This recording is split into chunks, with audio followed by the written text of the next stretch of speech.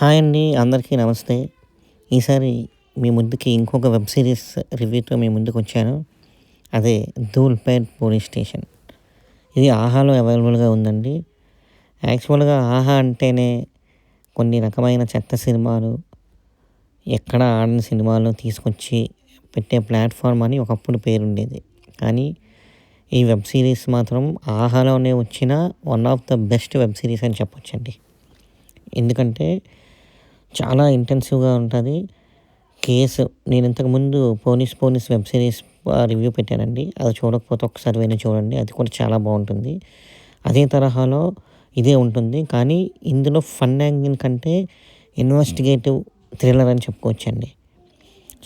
స్టార్టింగే ఒక 3 తలలు దొరికిన ధూల్‌పేట్ పోలీస్ స్టేషన్ పరిధిలో కొన్ని 3 తలలు దొరికిన తరువాత ఆ కేస్‌ని సాల్వ్ చేయడానికి ఒక ఇద్దరు ఏసీపీలు వస్తారండి. ఆ ఇద్దరు ఏసీపీలు వచ్చి ఆ కేసుని ఎలా సాల్వ్ చేశారు? వాళ్ళకొచ్చిన ఛాలెంజెస్ ఏంటి? అలాగే ఆ 3 కేసుల తర్వాత వాళ్ళకి ఇంకా కొన్ని కేసులు వస్తాయండి.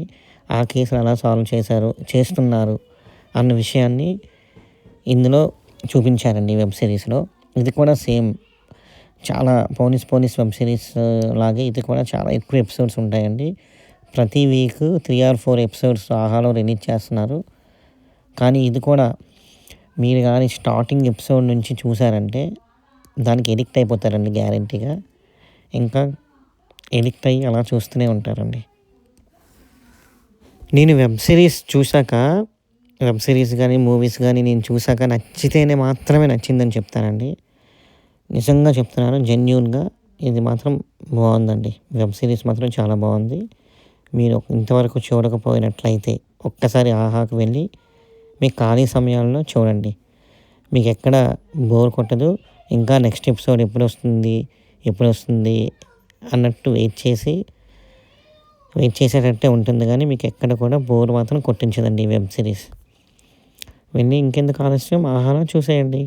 బాయ్.